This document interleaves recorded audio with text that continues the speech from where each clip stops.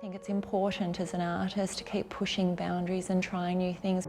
It's about the movement, because that is what actually captures the power and the emotion. It's not about the stillness, it's about the movement.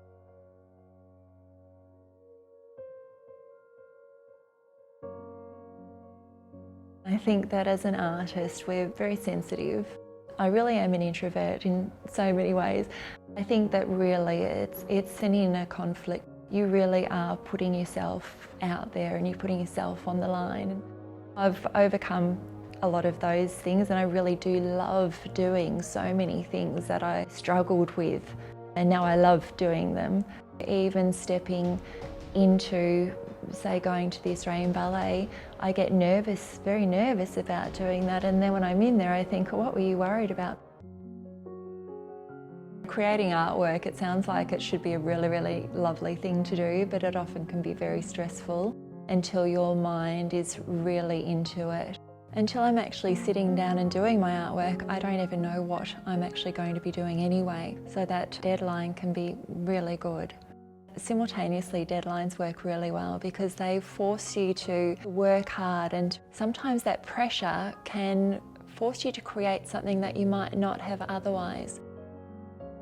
When you don't think, when you're forced to do something, sometimes something will happen that you hadn't actually thought about before, because of the fact that the pressure or the time restriction has created something within you that you wouldn't have done if you had have had time. So it can actually be a very positive thing. With my monotypes, they must be made in a day. So no matter how big or small they are, they must be completed in a day. So on working on a plate, it will actually dry because you ink it up, which is oil-based, so it does last for the day. And if I'm lucky, I will get 12 hours.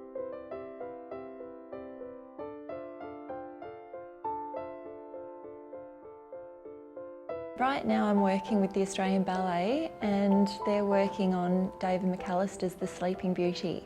So I'm very fortunate to be working in rehearsals, so drawing and photographing The Sleeping Beauty.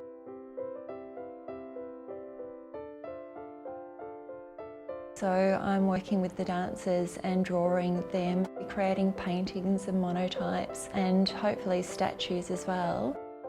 I don't come from a dancing background at all. In fact, I don't know any technicality of dance. What got me into the dance though was we went to the local library in New York, and Marco picked up a DVD on the New York City Ballet. I went along and see the ballet, so I went to that, and I also contacted the Ballet Guild and became a part of the Ballet Guild for the New York City Ballet, and was able to go to rehearsals. It allowed me to go to a whole year's worth of rehearsals and performances. And one of the ladies saw how passionate I was about being there, and she took me under her wing and allowed me to go to even more. And I sat and drew and drew and drew, and even if it was pitch black, I would draw and draw and draw, and I just loved being in there, because what they did is they took their bodies further. So the dance itself meant that they were doing everything that I was asking of my life models, but more. So they were using their bodies as a tool to express power and emotion and beauty, and they were just portraying everything I was trying to gain that I couldn't put into words. So to be able to do that without my direction, just to be able to watch and see, just gave me so much. It was beyond comprehension for me, and I've just not been able to get away from it ever since.